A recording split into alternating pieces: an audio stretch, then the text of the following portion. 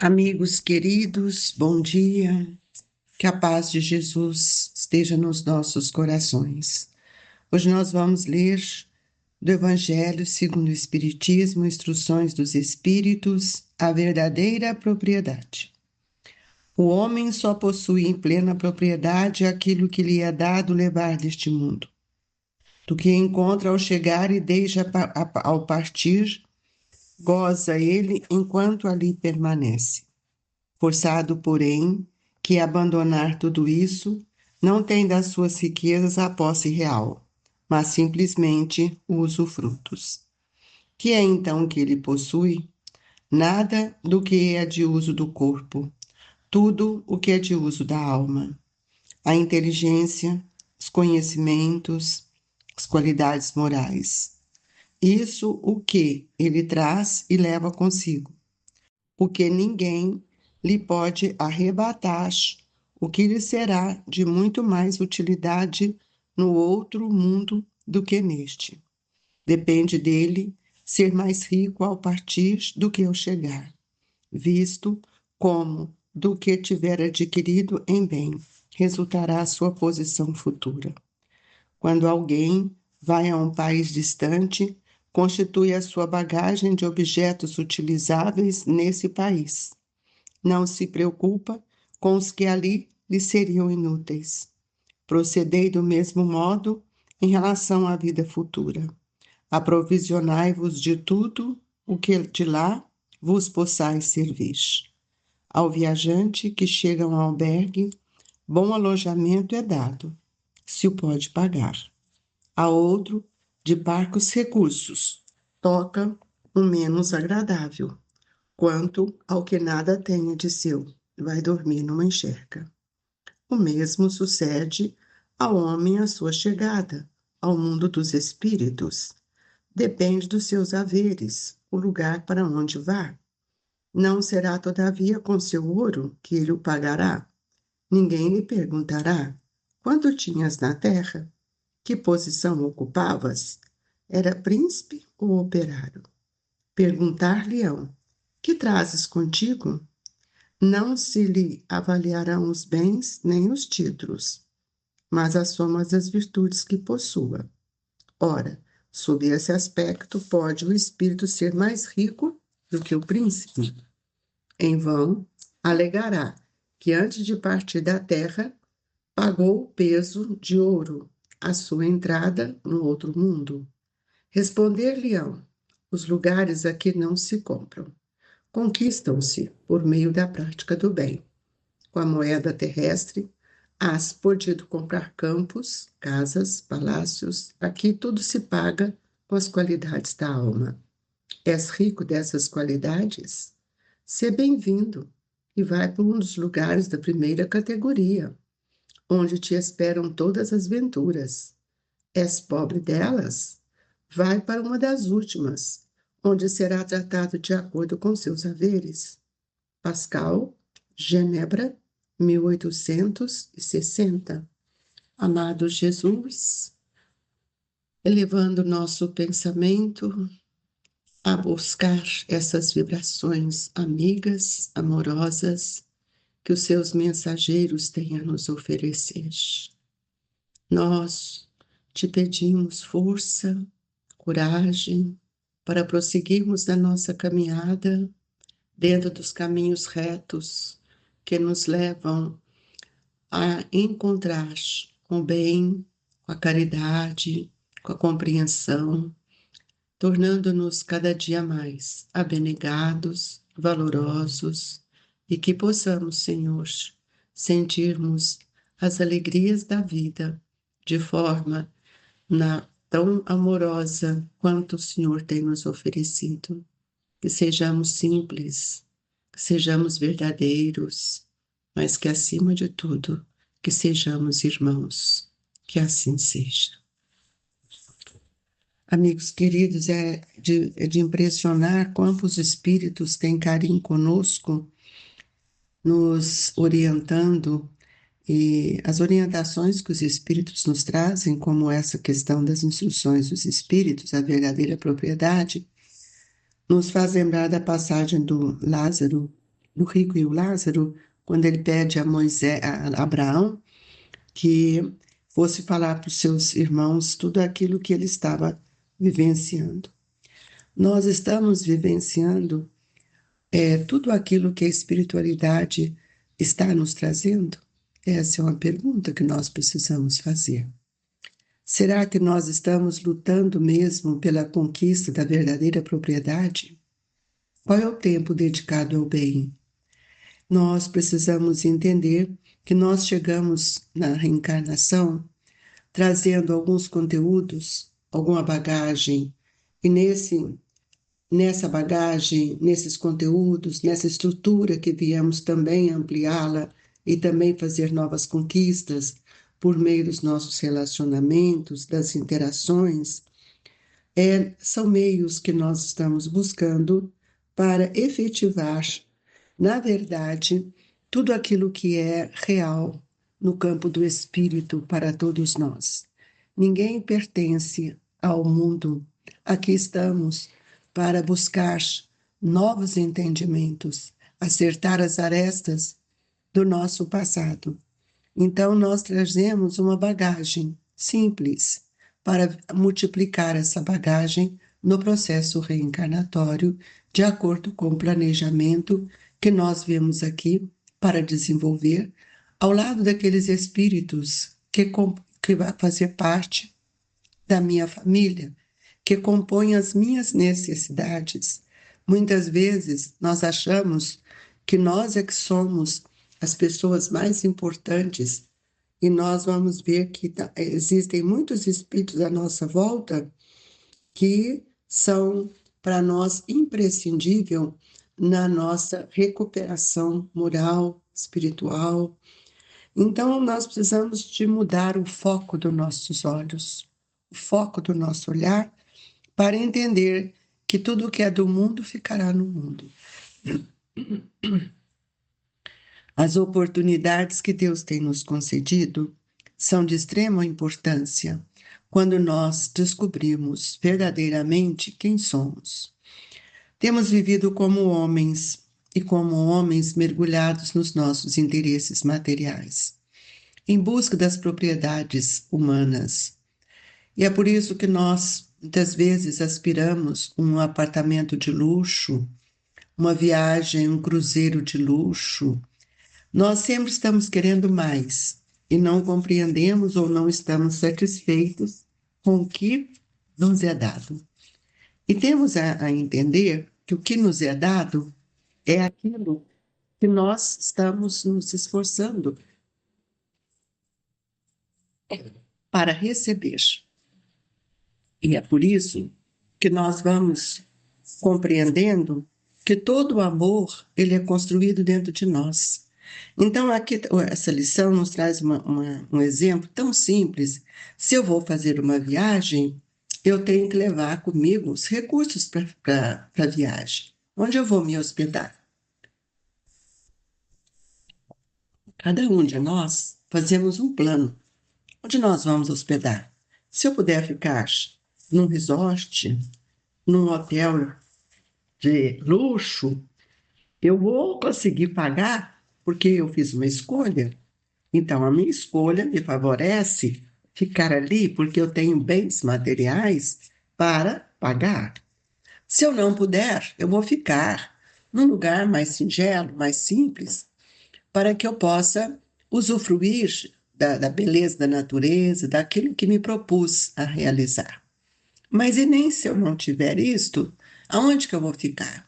Aonde eu puder. Tem gente que fica debaixo de um caramanchão. Tem gente que fica hostel em albergues. Então, cada um vai fazer o que pode. Mas isso não é uma escolha só do homem. Também é uma escolha do espírito. Porque quem dirige a nossa vida é o espírito, não é o corpo.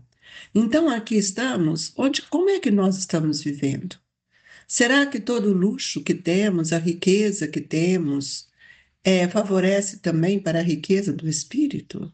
Será que nós estamos tendo tempo para amar, para servir, para fazer o bem, para caminharmos junto àqueles que precisam de nós? ou que nós precisamos tanto deles. Então, quando a gente chega num albergue, nós vamos receber aquilo que o albergue pode nos oferecer. Se nós vamos chegar num hotel de luxo, nós vamos nos alimentar melhor, nós vamos ter um bom apartamento, nós teremos piscina, tudo aquilo que a gente gosta, que são as ilusões do mundo. E aí, nós temos que pensar numa outra viagem, onde eu não levo roupa, não levo mala, não levo dinheiro, não levo nada. Porque a verdadeira propriedade é a do espírito, não é a propriedade do homem.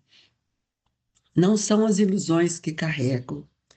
E quando nós chegarmos no mundo espiritual, eles não vão perguntar qual é a nossa conta bancária, onde está onde estão as nossas propriedades, o que nós trouxemos, nada disso. Quando nós chegarmos no mundo espiritual, nós receberemos aquilo que nós conquistamos. Então, que posição você ocupava? Será que eles vão me perguntar isso? Será que eles vão me perguntar quem eu era? Se eu era uma pessoa, um príncipe ou um operário, como diz aqui o Evangelho? Mas tem tantos príncipes que também são bons. E tem tantos operários que são orgulhosos. Veja bem, porque essa é uma situação que não é classe social e nem uma aparência física, e nem as conquistas do trabalho. É preciso que a gente encontre as conquistas do trabalho espiritual, do trabalho no bem. E muitas vezes nós vamos para os lugares que merecemos. Então é por isso que, o rico pede a Abraão, vai lá e fala para os meus irmãos que eles façam bem, porque eu não gostaria que eles chegassem aqui como eu cheguei. Mas ele fala, mas os espíritos já falaram para ele, os profetas, Moisés. Mas nós não temos os olhos de ver, e nós só estamos pensando em nós e no hoje, e não estamos pensando nas qualidades morais que nós devemos adquirir e que só por meio dos relacionamentos, da caridade. Por isso que Jesus nos disse: fora da caridade não há salvação. Os bens da terra pertencem a Deus, que nos distribui para todos os seus filhos. Qualquer lugar que nós vamos no mundo, no planeta, nós vamos ver água, nós vamos ver sol, nós vamos ver árvores, frutos. Então, isso a natureza nos oferece.